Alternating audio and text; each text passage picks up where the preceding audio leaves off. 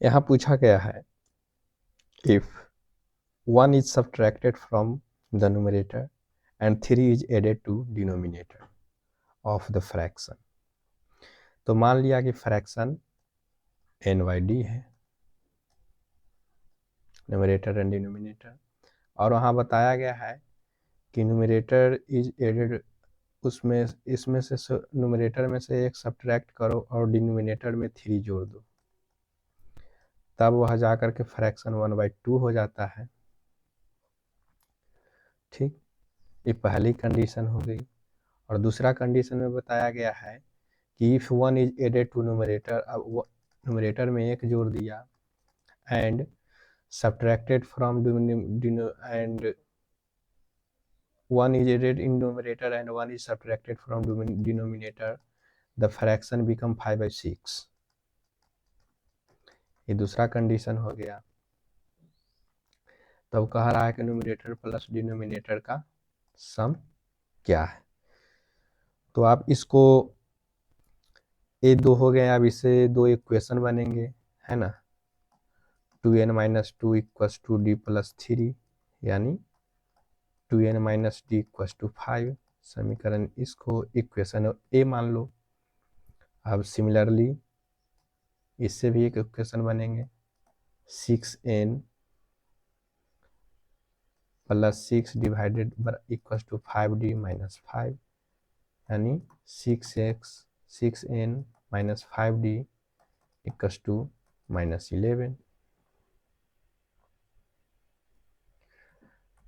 अभी दोनों इक्वेशन को सोल्व कीजिए और n और d का वैल्यू मिलेगा और फिर n d का वैल्यू पुट कर दीजिए। लेकिन आप कॉम्पिटिटिव एग्जाम में इस वे से बनाएंगे तो आप औरों से पीछे हो जाएंगे। तो हम इस वे को नहीं ही अपनाएंगे तो बेटर होगा, है ना। हम इसके लिए डायरेक्ट मेथड पर चलेंगे।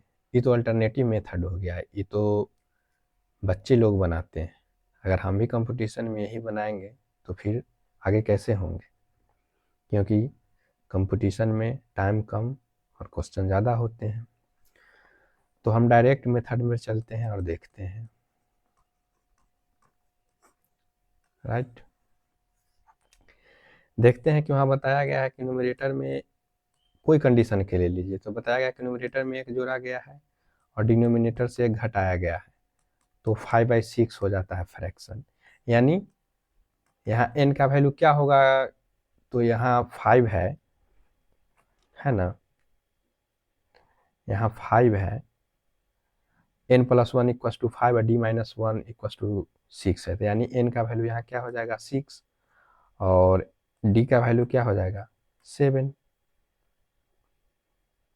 है ना।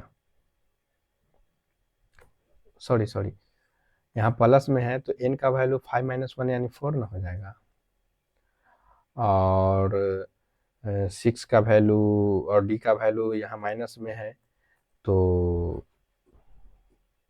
7 हो जाएगा। इस तरह से इसको मान लिया जाए कि n + 1 = 5 है, तो इसीलिए n = 4, और d - 1 = 6 है, तो इसको हम लिख सकते हैं d = 7, राइट।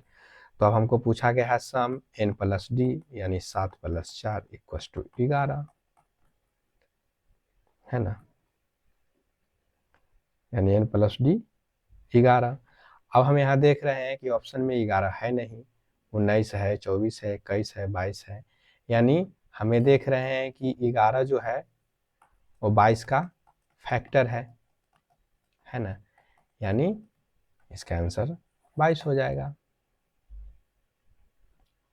ये अल्टरनेट मेथड हुआ दोस्तों, इसे ही सोल्व करें ताकि आपका समय की बचत हो और कंपटीशन में दूसरों से आगे रहे। Thank you.